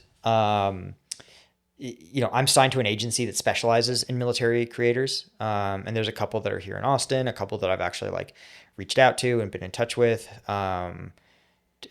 Two of them, Justin Taylor, who's based here, and then Preston Stewart, both veterans, both were planning trips to Ukraine, and like we sort of like shared notes, and I gave them like some pointers about like, hey, in country, like this is sort of how you can think about navigating it, just like lessons learned and stuff.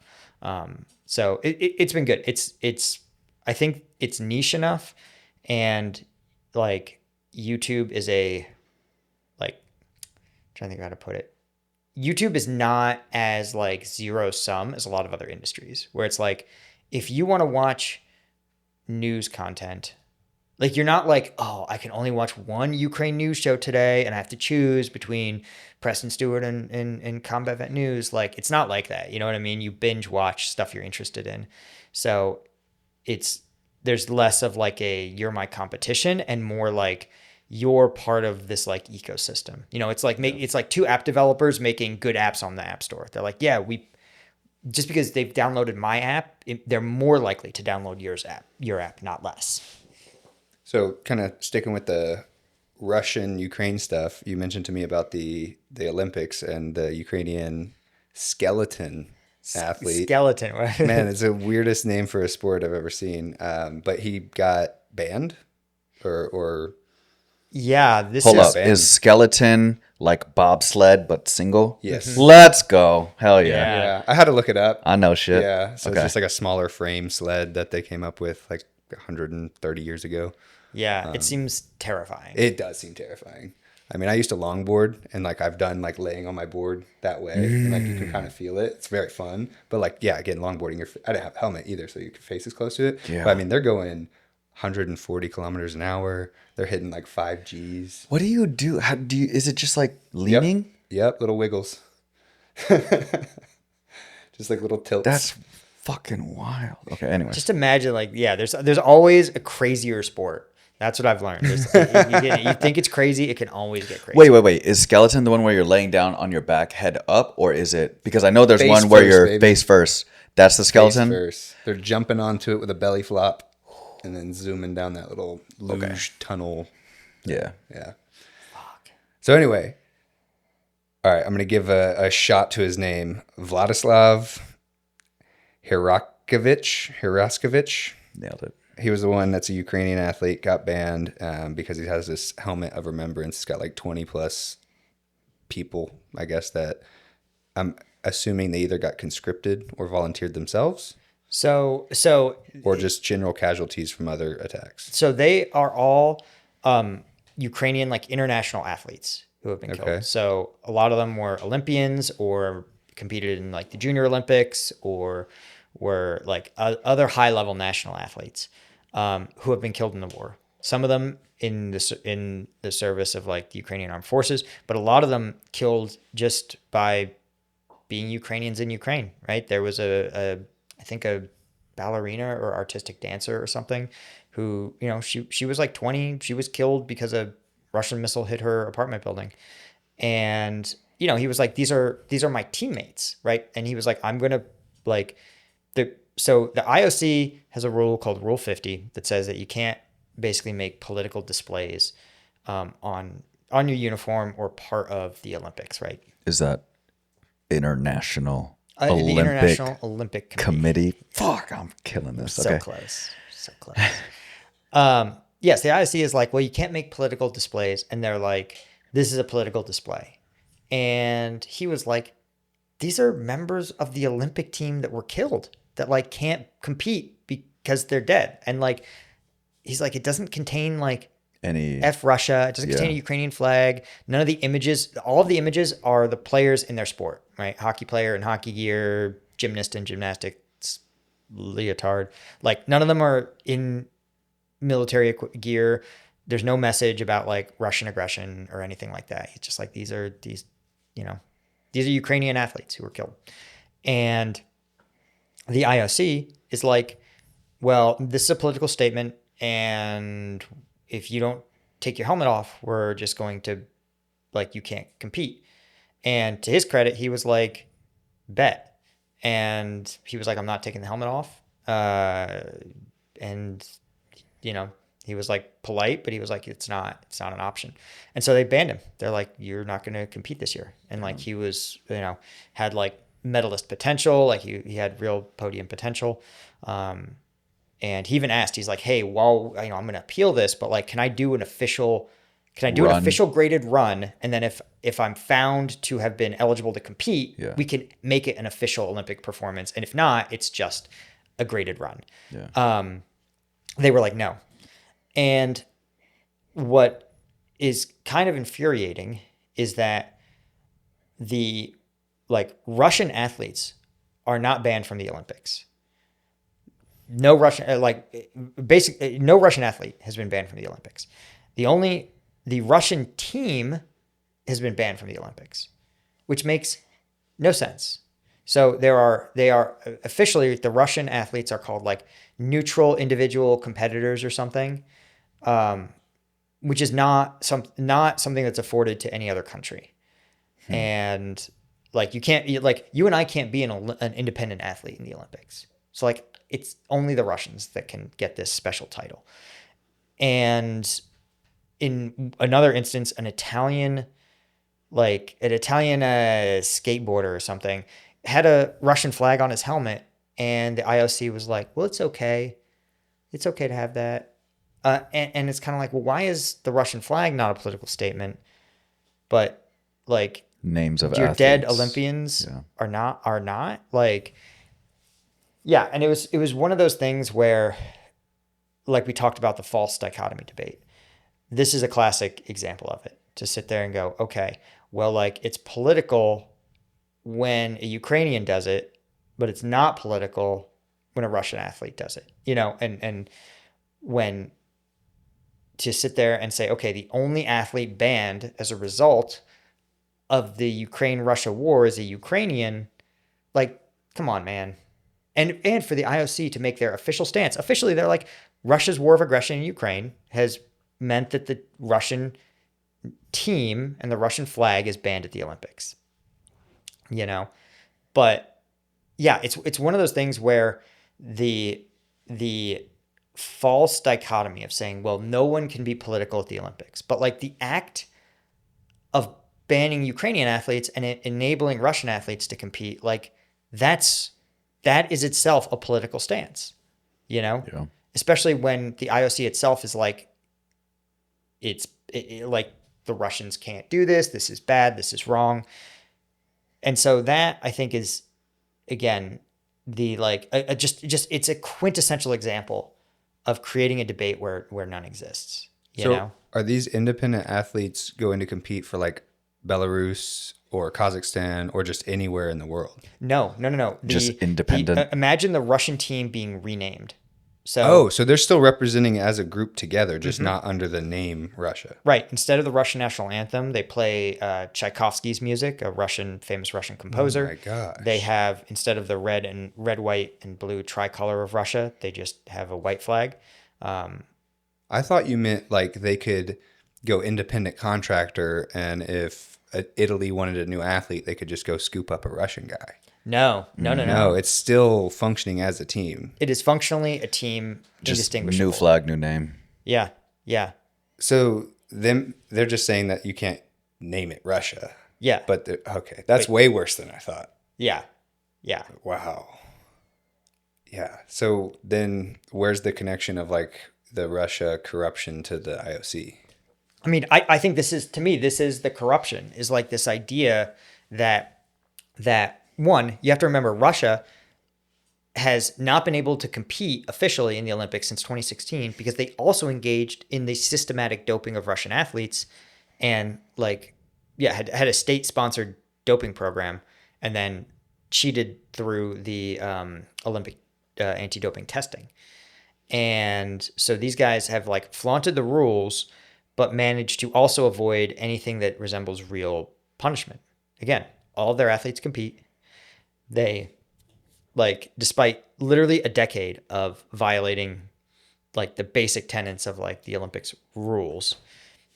And so to me, this is all part of this like corruption of like the commitment to neutrality when only when it benefits Russia. That to me is the corruption.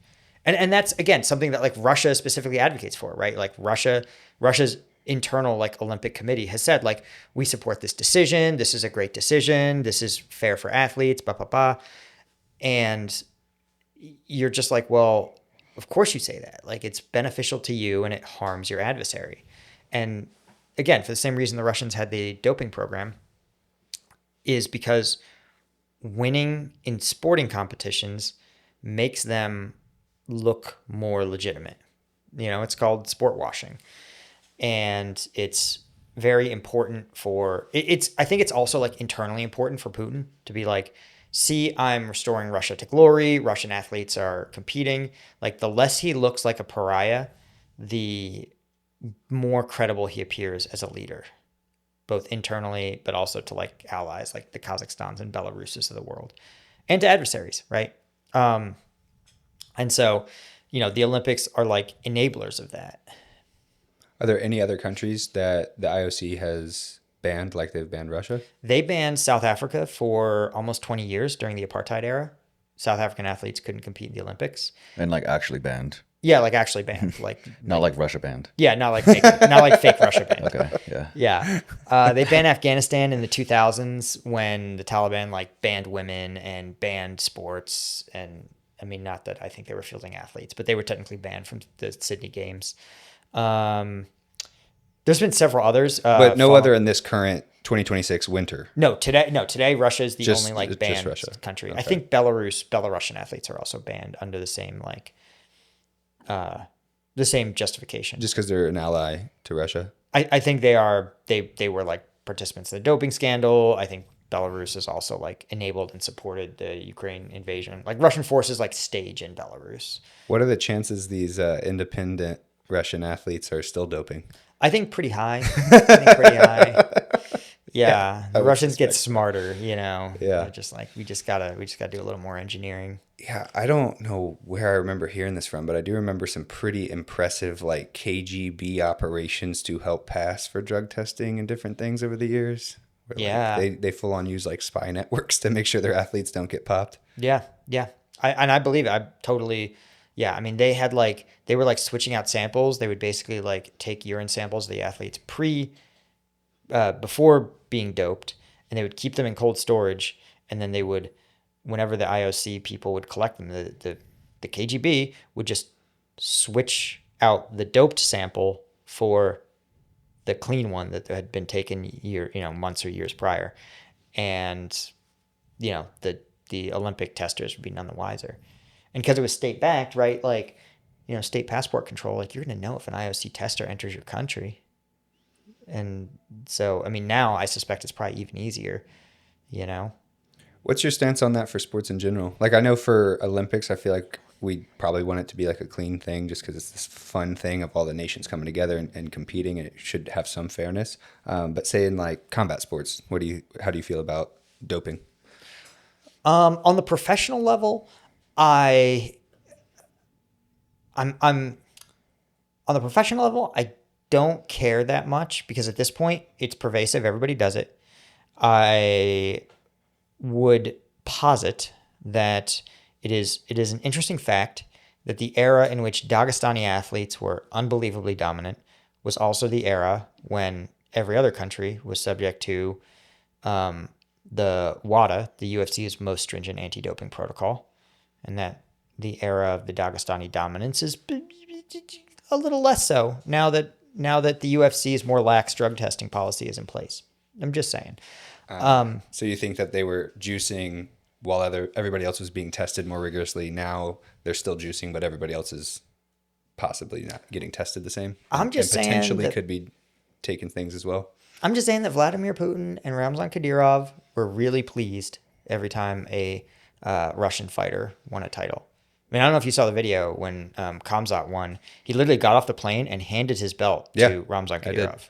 I did. So, Ramzan Kadyrov, notable for publicly executing Ukrainian prisoners of war and sending his sons to do the same.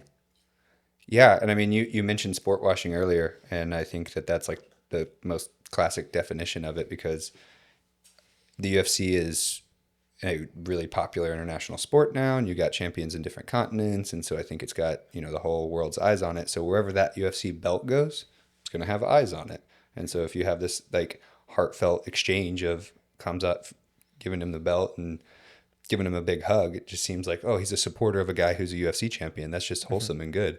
But I doubt a lot of UFC fans even know who that guy is, and like what you just mentioned of what he's kind of done in the past.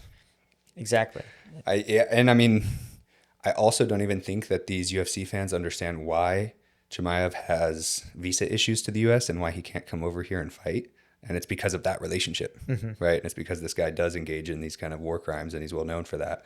And then he's hugging him and friends with him and trains his sons and that kind of stuff. And then, you know, Chimaev's not even, like, he doesn't even hide it, right? I think it was last summer, he's on an interview with Cormier, and I don't know what the pretext before this was, but his response was, oh, I don't need to be beautiful. Girls like terrorists.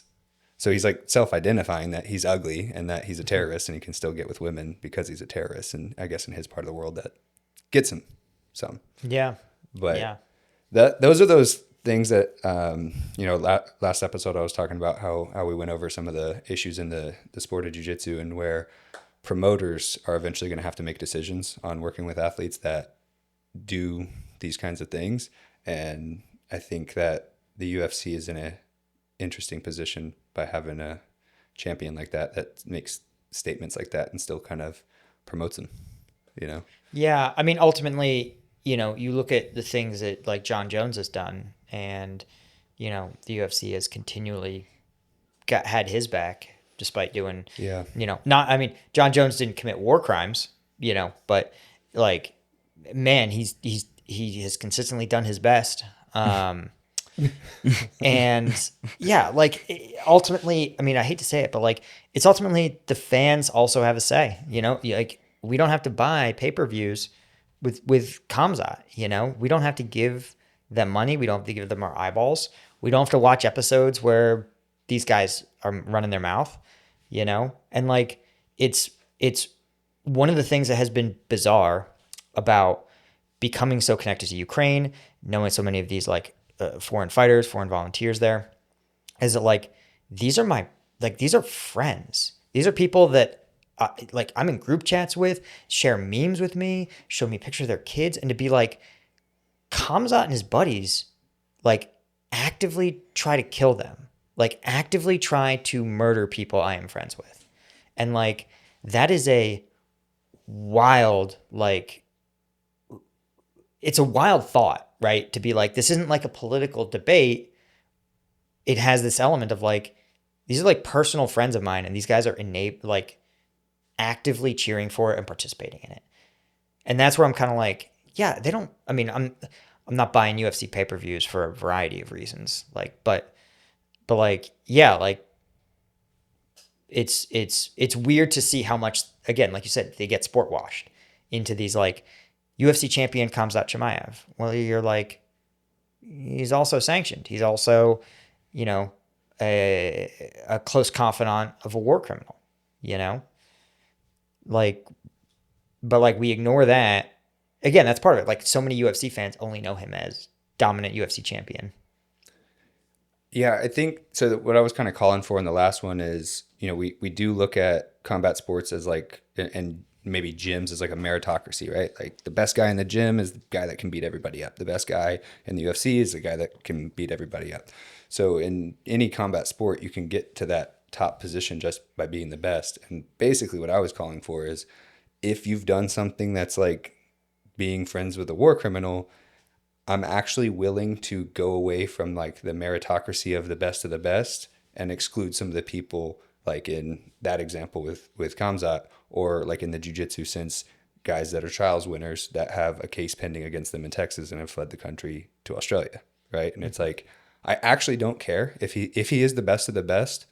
I'm okay having that title. If you say it's diminished because that guy's not competing, I'm fine with that, because he's such a piece of shit. I don't want to have him on the show, and I don't want to support that, you know? And I think that there's enough good people and good fighters that we can have a full UFC roster with great champions without people like that. So I don't think the loss is really that big. And I think the attitude of just dealing with these people because they're so good at fighting and we can kind of forgive anything else they do. And it's like, I'm not of that opinion anymore. I don't care how good you are at fighting. If you're hanging out with a guy who's, murdering people like that, I don't think you should be fighting. I don't think you should be shown to millions of people.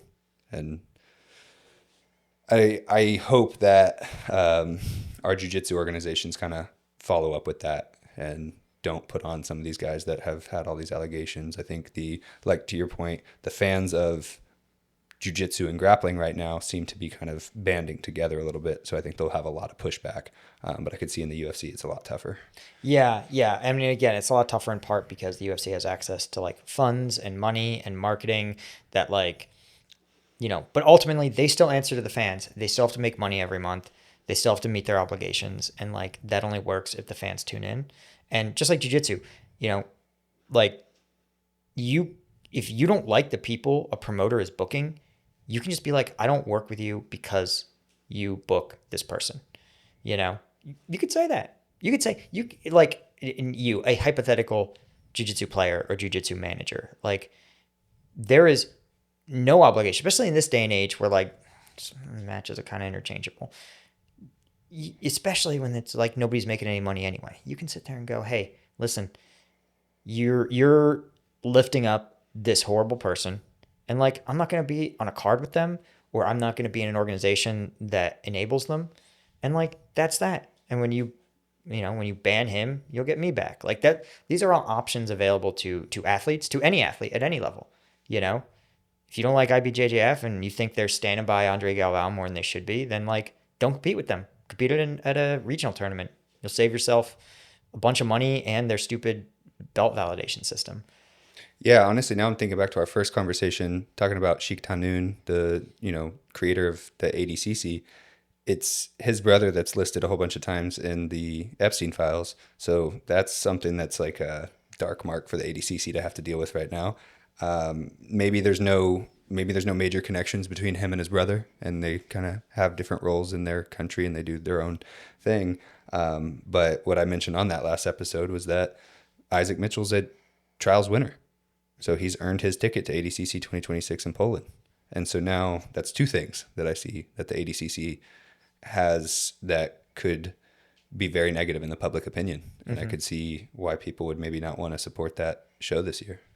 Yeah, exactly. And it's like, ultimately, it's not like we're hard up for good grappling competitions at every level, and there's a lot of options. And ultimately, like, the ADCC payday for athletes, like, it's a lot, and I'm pleased that they're getting money. And I know it's hard to be a jiu-jitsu athlete at baseline, but we're not talking about so much money that we're not talking about life-changing sums of money, especially if you're already at the top of the sport. Like, it's enough that the trade-offs are like it's a real decision for athletes in a way that if it was a $6 million payday, athletes would be like, hey man, this is hard. If you're talking about like the NFL, No, and I don't know if they've updated it, but the absolute champion was only $40,000, which is a lot. But I mean, there's plenty of jiu-jitsu athletes that have a big name that they're making that just on a one match super fight. Right.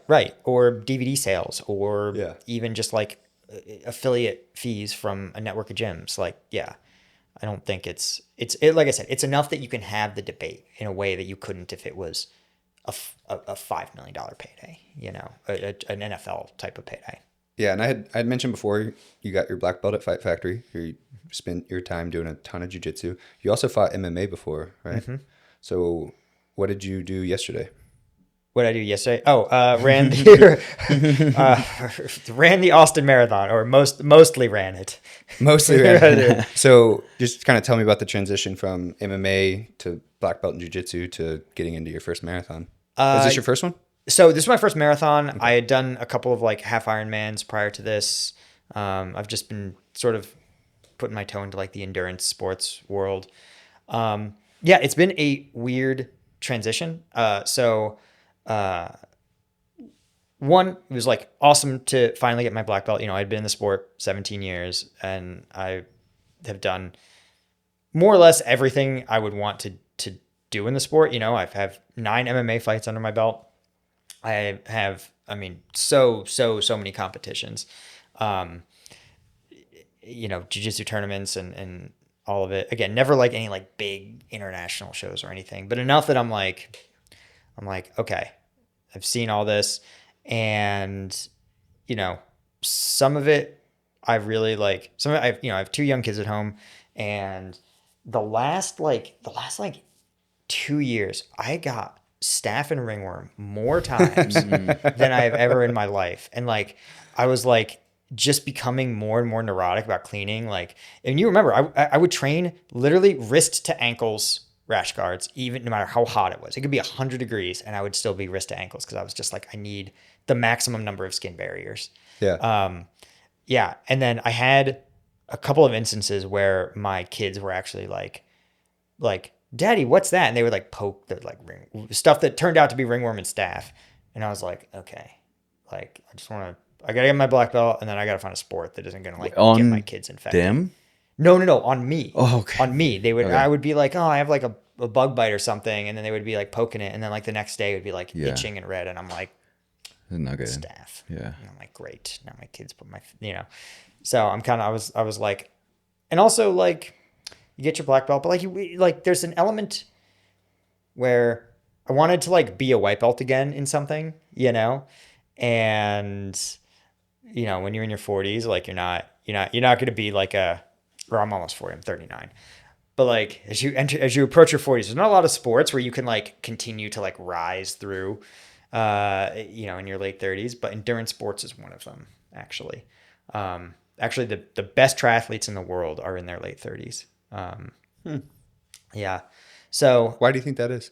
I think it has to do with. That's a good question, actually. I think it's because the sport emphasizes like muscle a lot less. And I think endurance persists a lot longer, like a lot longer. Like it was basically like a 50-mile race, a triathlon. And the overall winner, not the age group winner, the overall winner of that race was 52 years old. Like it just, and admittedly, like it was a small, like regional event, but it was still like over 1,000 participants. And of a field of 1,000, the winner was 52, which is just a testament to like something in human biology. Like your cardiovascular system just like stays on in a way that muscle often doesn't, you know? Yeah, it's a really interesting like age for the peak performance. Yeah. You know, because I like to look at that for different sports, and like I always kind of use Muay Thai as the example of one of the youngest, right? Mm-hmm. You're not seeing guys peak in their late 30s for Muay Thai. But for MMA, it's quite a bit older. Yeah, I would especially say early in like 30s is really weights. good Yeah. for MMA. But Muay Thai, it seems to be a young man's game.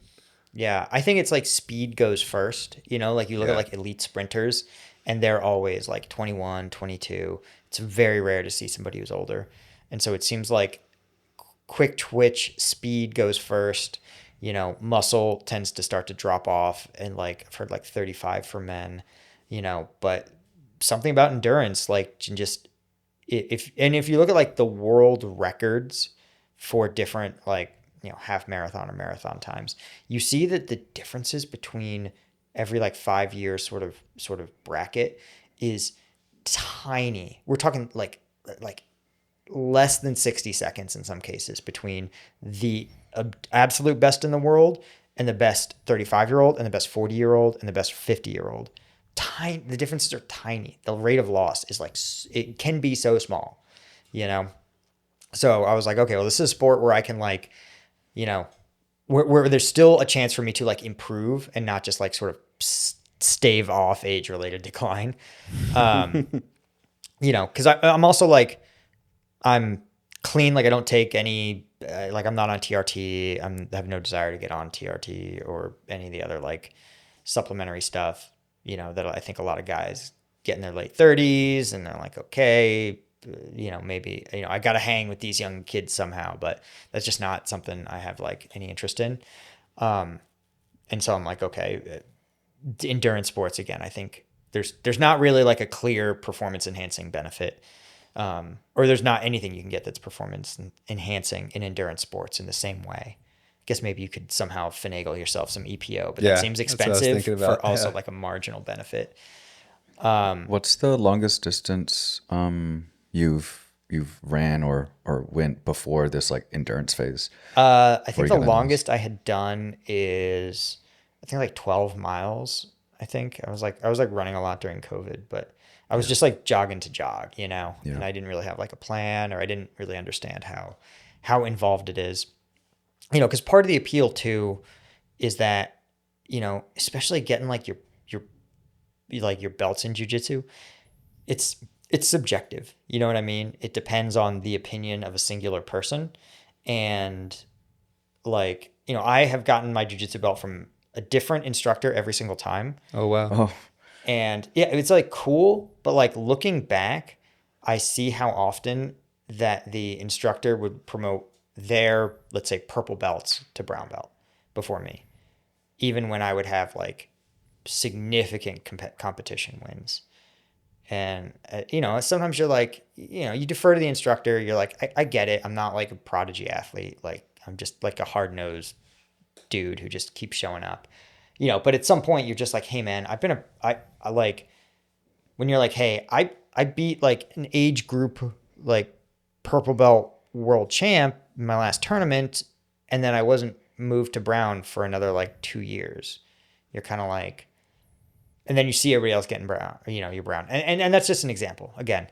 And it's one of those things where like one off, you're like, whatever, sure, everybody's got their own opinion. But like at some point you're like, hey man, like this is about, am I your purple belt or your blue belt, or am I their purple belt and their blue belt? And is that like diminishing my ability to get promoted? And it's, again, it's one of those things where like in the aggregate, I don't really care, but I'm also like,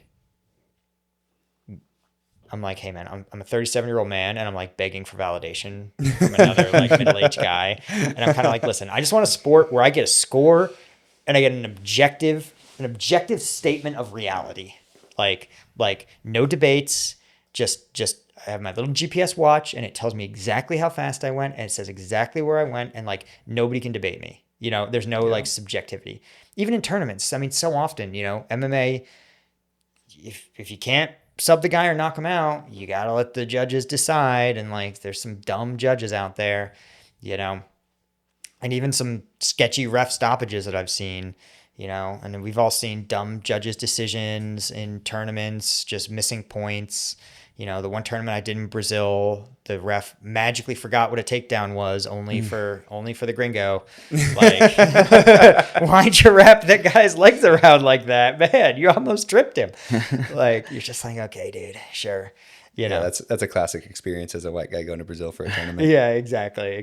do you have a most memorable like competition or event, regardless of win or loss, regardless of like MMA or jiu-jitsu or anything else? I mean, there's a bunch that are like really cool. So actually, one of my favorites when I was in the military, there was a promotion called Titan Fighting, or Titan Fighting Championships, and they were like, "Hey, we're gonna do a broadcast on base on Fort Riley," and like they actually did it in the hangar for the aviation brigade. They parked like an Apache and like a Humvee. Like they really did a cool stage where it took place, and they had all the soldiers from the base like in the stands. And they were like, well, we're going to have a bunch of fighters. Like the whole undercard will be just like amateur fighters from the base. And so, you know, I got to be one of the fighters like out there competing, you know, again for Titan Fighting, you know, on the undercard, but like on Fort Riley in front of the soldiers. Like that was so cool. And I was coming off of a loss. So I was like, kind of like down on my like ability, and so I just like starched this dude, you know, just like one round clean, took him down, beat the brakes off him and choked him out. Like it was like just absolutely took zero damage, and it felt great. It was This was amazing. MMA. Yeah. Sick. That's sick. Yeah. Well, dude, thanks so much for coming Dude, by. thanks for having me. Yeah, this was so wide ranging. I loved it. Yeah. Like I was gonna tell you beforehand, we don't really have any restraints. We're totally free to do whatever we want. So we've kind of had jujitsu as like our core. It's kind of the main theme. We've talked to a bunch of different people, but pretty much everybody trains. For sure. Yeah. So, but within that, I don't want to just always stay down the rabbit hole of jiu-jitsu all the time. So Yeah. thanks for educating us about a bunch of the Ukraine stuff. And Yeah. thanks so much again for what you've done to help me out over the years. And Dude, not I'll a always problem. appreciate that. Do you have any places you want to kind of plug for where people can find you, where they can watch your stuff? If I'm sure if you know like Combat Vet News on YouTube, also got my gum company, Strike Gum, where sales are still doing good. So you can check it out, Nice. strikegum.com, or on Amazon. We're on Amazon Prime. Awesome. Yep. Well, thanks so much for watching. We'll Yeah. be back soon with another episode. Juice, you got anything? Nope. All right. Well, we'll see you soon. Peace, y'all. Peace. We never did a clap at the beginning. Do we need to do those now? Nah, sorry. Okay.